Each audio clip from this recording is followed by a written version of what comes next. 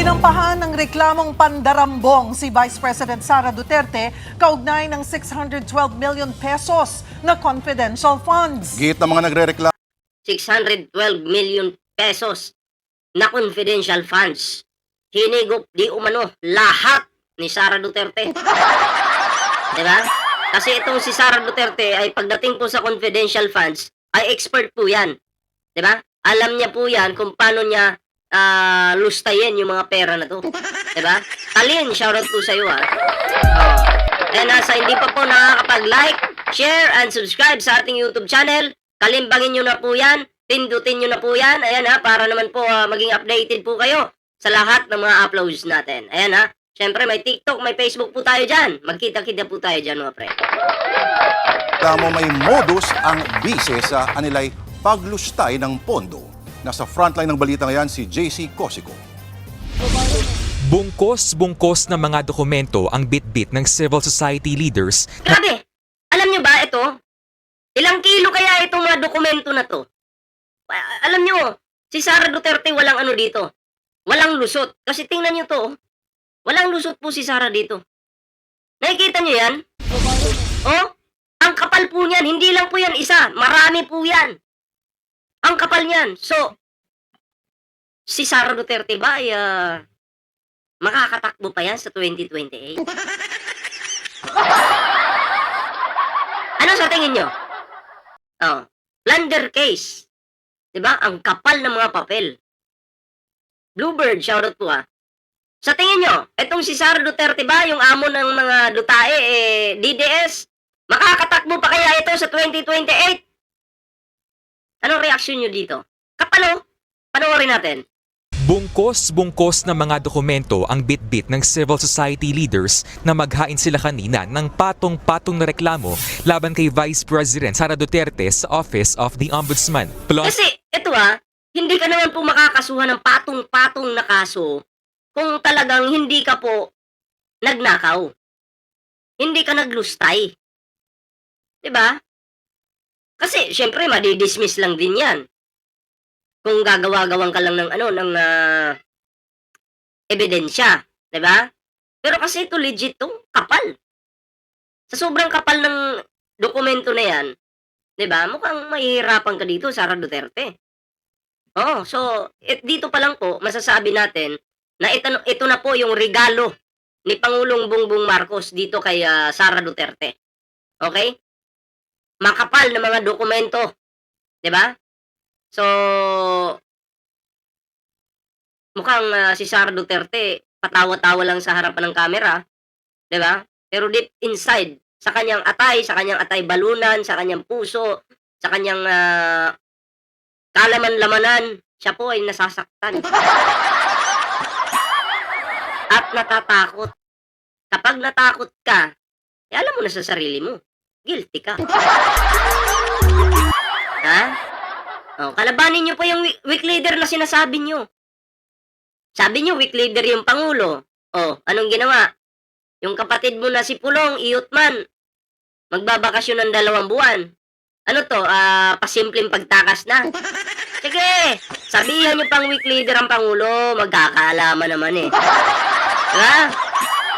Under bribery, malversation, Ano yung mga kinaso, ano? Ito yung mga kinaso, pakinggan po natin sa Office of the Ombudsman, plunder, bribery, malversation, yung bribery, nakita naman talaga natin, may ganun talaga. 'Di ba? Kasi sa naimbestigahan na yan sa Kongreso may umamin po 2 na sinuhulan po sila ni Sara Duterte ng Office of the Vice President. Tig 25,000 monthly.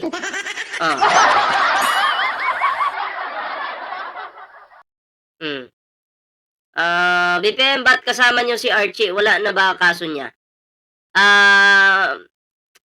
Kasama lang po namin, pero hindi ko alam. Hindi naman namin pinanghimasukan yung kanyang problema sa buhay. Pero kasama lang po namin. betrayal of public trust, matitinding reklamo kaugnay ng umano'y maling paggamit ng kapalo.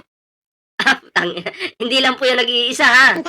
maling paggamit ng 612.5 million pesos na confidential funds ng OVP at Department of Education. sulitin nyo na yung pa-travel-travel nyo ngayon. Galingan nyo mag-travel, ha? Oh, galingan nyo. Araw-araw nyong galingan. Araw-araw kayo magpasarap. Diba? Gawin nyo yan. Hanggat gusto nyo. Kasi, darating ang inyong katapusan.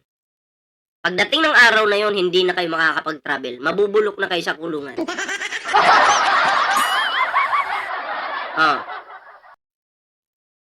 Kasama sa inireklamo ang 15 pang opisyal kabilang ang OVP Chief of Staff na si Attorney Zuleika Lopez at dating DepEd spokesperson na si Michael Powa. Si Lopez, Zuleika Lopez. Baka mamaya malaman-laman natin may nakalagay na sa liig dito. Drama. Magdadrama yan. Di ba? Katulad ni Gloria Macapalang Ulo noon. Ganun yung ginawa. Giit ng complainants, planado ang paggasta at pagtatago sa pondo. Ipinapakita raw ng mga ebidensya na si VP Sara ang may pakana ng maling paglustay sa confidential funds. Merong irregular transactions, unsupported disbursement vouchers, at peking acknowledgement receipts na may mga kontrobersyal na pangalang gaya ni Mary Grace Piatos. Galing talaga ni Sara, no? Mga peking pangalan talaga. Antibay mo, Sara. Diba? Antibay mo. Expert ka talaga pagdating sa confidential funds. Kasi nung mayor ka pa, 'di ba? Walang pumapansin sa inyo niyan. Mga confidential funds na 'yan, kaya nalulusutan nyo. Pero ngayon si Pangulong Bongbong Marcos na yung nakaupo. Tapos kala nyo, untouchable pa kayo, ang kakapal na mukha nyo. Oh. Kumusta? Mukhang nabuking Oh. Rochelle, shoutout po Rachel. Ayan, salamat po sa pag-like. Confidential funds is also public funds. Hindi dapat magtago. Ayan ang confidential funds, tama naman po, is also public funds. Okay? So, pag napansin ng taong bayan na mali na po yung paggamit ng confidential funds, normal lang po na maghanap ang taong bayan kahit pa sinasabing confidential funds yan. Diba? Kung mali naman yung paggamit, kailangan hanapin. Ngayon, nung hinanap po ng taong bayan, yung confidential funds nito ni Lustay Sara Duterte, wala pong maisagot na tama. Kung saan ito ginamit, paano ginamit, kailan ginamit, di ba? Hindi naman po lahat, di ba? Hindi naman po lahat alam ng taong bayan kung kailan ito ginamit, paano ginamit, di ba? Nilihim. Di ba? Confidential funds, kung nagduda na ang taong bayan, ay, di ba? Karapatan po natin na malaman yun. Saan ginamit? Walang maisagot na tama. Yan ang nangyari. Kakasuhan. Ang isang taong gumamit ng confidential funds sa confidential nature. Hindi po ito kitty fund ng mga politiko. May malinaw pong objective, purpose kung paano ito gagamitin. Kahit sinasabing confidential, may malinaw na parameters kung paano ito ginagastos. Tama, kahit pa sinasabing confidential, may malinaw po na proseso kung paano gastusin. Agree po tayo dyan. Sabi ng mga complainant, mahalagang silipin ang bank accounts ni VP Sara para malaman kung sino ang nakinabang sa pondo. Tahimik pa ang kampo ni VP Sara. Yoy, bakit tahimik? Kala ko ba maangas, matapang? Kala ko ba babaguhin yung bansa o ilulubog yung bansa? Sabi nila, matapang ang Sara Duterte namin. O bakit tahimik? Bakit hindi makasagot? Ma'am Anita Subido, shoutout po Sagot! Lustay, sagot! Pero dati na niyang sinabing haharapin niya ang mga alegasyon sa tamang forum. So, Mariusep naman. Madali lang magsalita na harapin, pero hindi naman humaharap. Tamang forum, may hearing minsan sa kamera.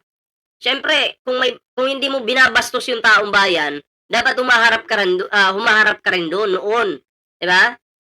Kasi ang taong bayan yung naghahanap Diba? Para malaman yung sagot mo ng publiko. Diba? Taong bayan na naghahanap. So, hindi ka humaharap. Tawag doon, binabastos mo ang taong bayan na nagpapasweldo sa'yo. Diba? Pero ayon kay Partido Demokratiko Pilipino o PDP Deputy Isa pa to. Isang lawyer na talunan. spokesperson Attorney Ferdinand Topacio, rehashed at recycled ang mga paratang. Banat pa niya, lapdog ng Malacanang ang ombudsman.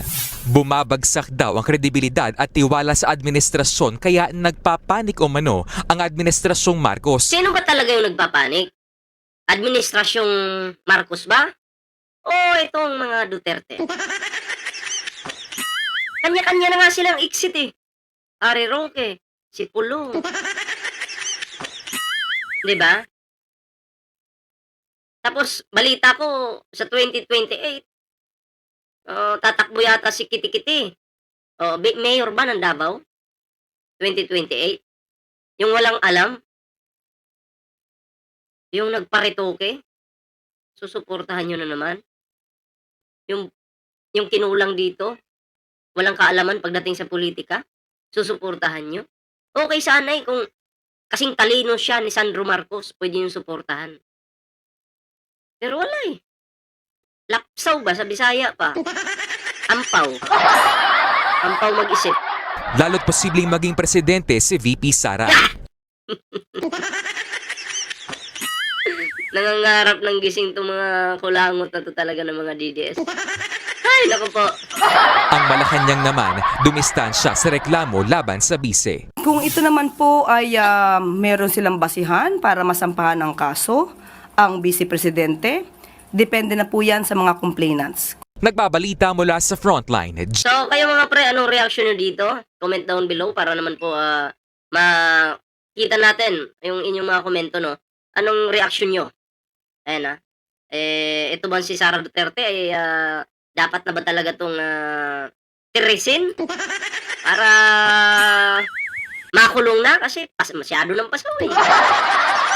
Comment down below mga pre. So ayan, move po tayo sa next topic mga pre.